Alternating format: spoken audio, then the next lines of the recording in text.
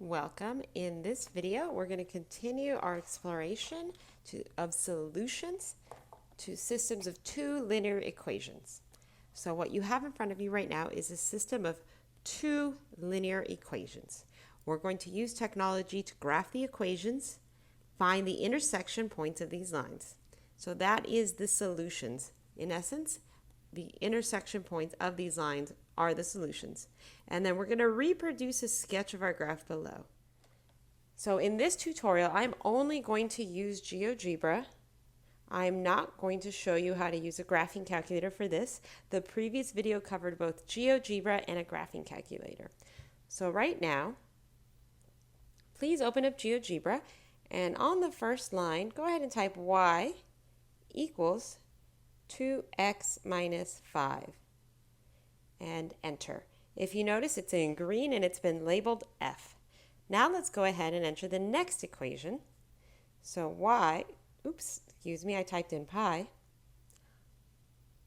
Y equals 2x plus 6. And this one is in blue. So to recap, F here is in green and G is in blue. And actually these colors are really similar, so I'm going to go over to G and go to settings and change that from blue to orange. So F is in green and G is in orange. And now let's go ahead and zoom out. To do so, I'm going to use the pinch and zoom feature of a phone, but first I'm going to tap this arrow here just to hide the calculator or the data entry portion of the screen. I don't need to see that anymore. Now I'm going to put my index finger on +5, my thumb on -5, and once I'm touching my phone, I'm going to squeeze these 2 points together. I still don't see an intersection point, so let's do that again. Maybe if I squish them together horizontally. So let's put our thumbs on -4 and our index fingers on +4 and squeeze, our index on +4 and squeeze our fingers together. I still don't see an intersection point. Go ahead and play around with this on your own. If you touch one finger, you can move the graph around, and if you pinch, you can zoom out in any direction. And if we follow this along now, what do you notice? What is true about these lines visually?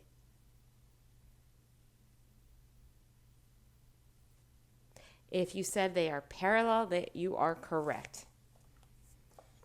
Since they are parallel, they have no intersection point. Now let's go ahead and make a sketch of this graph. And to make a sketch, I'm going to get a more reasonable window.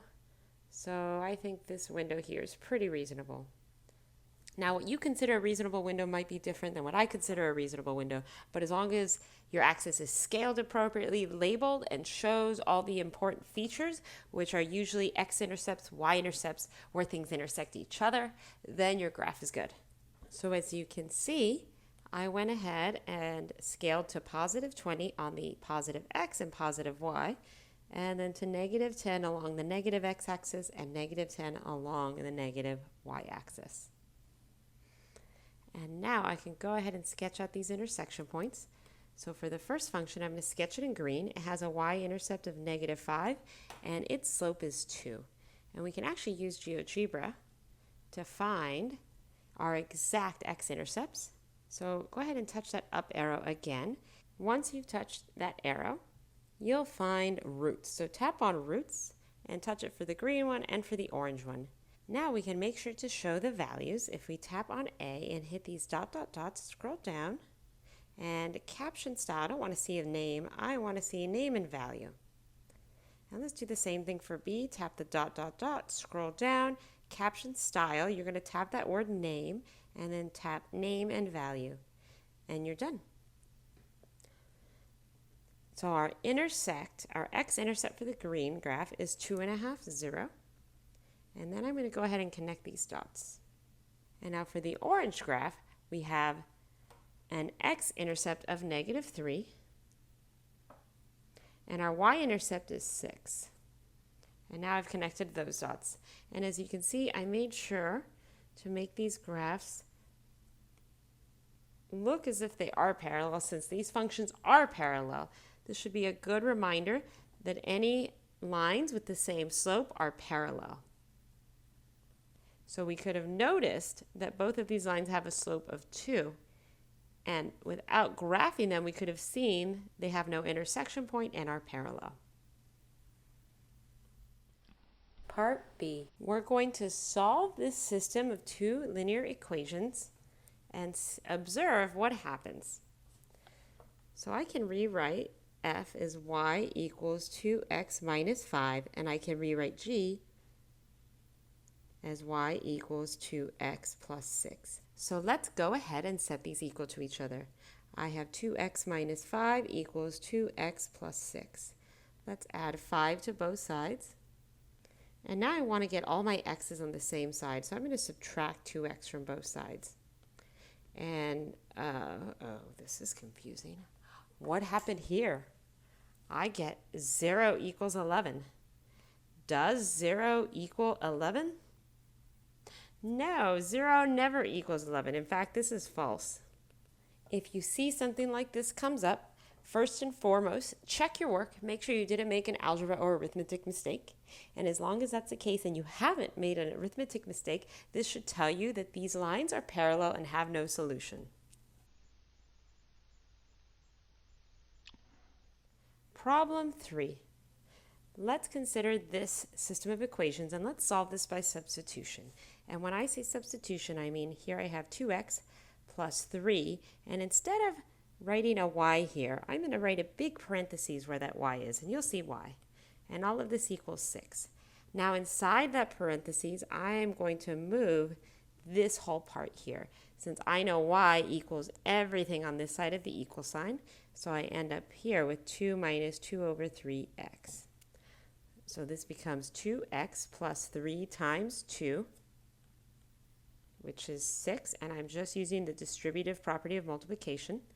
3 times negative 2/3 is negative 2 times an x equals 6. And now I end up having to move all my x's together. So this is 2x minus 2x plus 6 equals 6. 0 plus 6 equals 6. Something else interesting just happened. We end up with 6 equals 6. This is obviously always true. What does this tell you about these two linear equations? What it tells you is that they are the same line. So let's do this algebraically. Here in red, I'm going to rewrite 2x plus 3y equals 6. I'm going to solve for y. And you don't have to do this. I just want to demonstrate that these two are the same line. Let's start by subtracting 2x from both sides to end up with 3y equals 6 minus 2x. Now dividing both sides by 3, we end up with y equals 6 minus 2x over 3.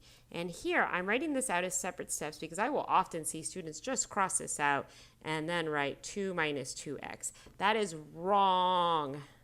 And if you do this, you will lose points in this course and any course that's a math course from here on out. So don't do that. What should you do instead? Split this up into two fractions. This is y equals 6 over 3 minus 2x over 3. So you end up with y equals 2 minus 2/3 x. And clearly, this equation is the same as this one. So this confirms what we thought here. Since this is always true, we know that this system is made up of two identical linear equations.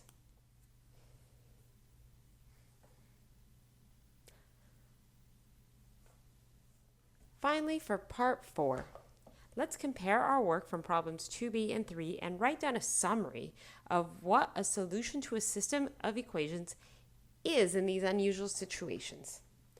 But I'm going to go a little bit further along with this discussion.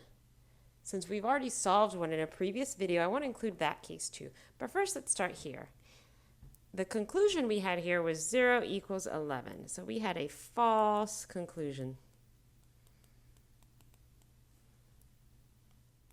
And I moved things around right now because I need a little more space to write. Since we had a false conclusion, we know these lines are parallel and do not intersect. And I'm going to quickly sketch what this looks like. And that's not necessarily these lines I'm sketching. I just want to make sure we can see what this would look like. So as you can see, we ended up with a scenario like this. We drew a false conclusion. That told us these lines were parallel. They do not intersect, so there is no solution.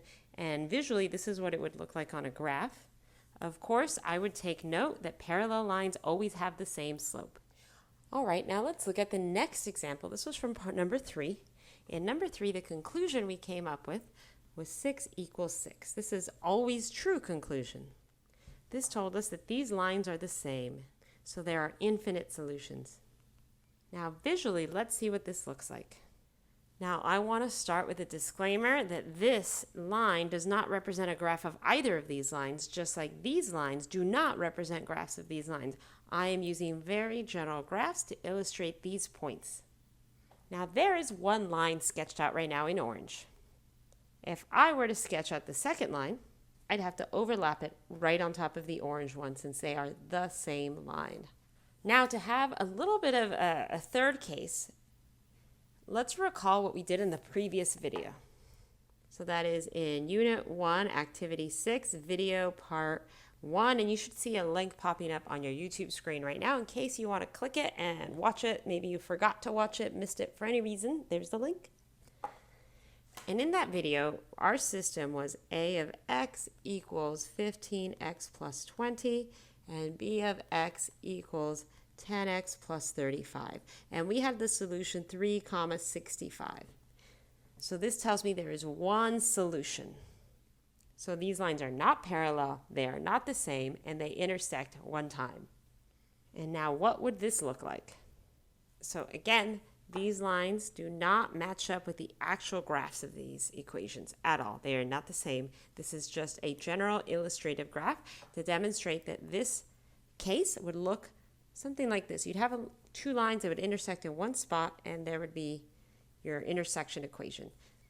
I mean, if you want to see a slightly different version of this, here is a slightly different version. In this case, these lines, one has a negative slope, one has a positive slope. Here they both have a positive slope, but the important part is they only intersect in one place. So these are the three major cases: either parallel lines with no solutions, identical lines with infinite solutions, or non-parallel, non-identical lines with exactly one solution.